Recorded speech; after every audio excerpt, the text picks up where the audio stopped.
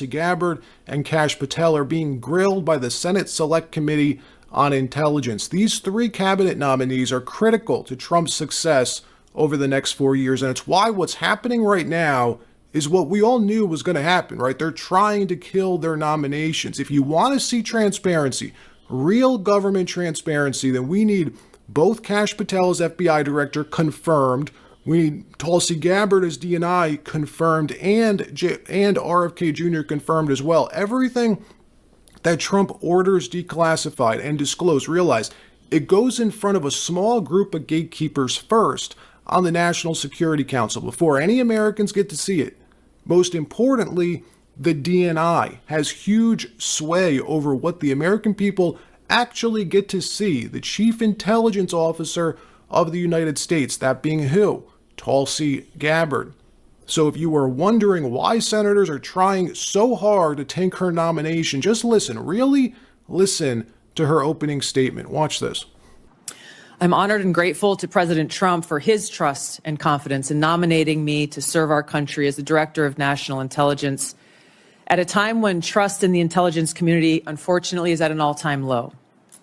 Chuck Schumer admitted a few years ago, quote, "You take on the intelligence community, they have 6 ways from Sunday at getting back at you."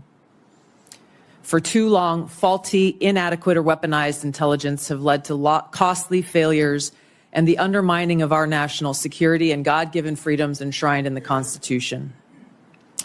The most obvious example of one of these failures is our invasion of Iraq based upon a total fabrication or complete failure of intelligence.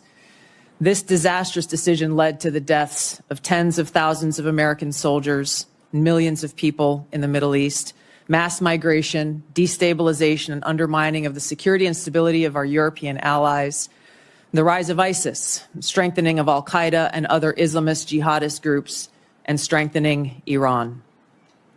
Here are just a few other examples.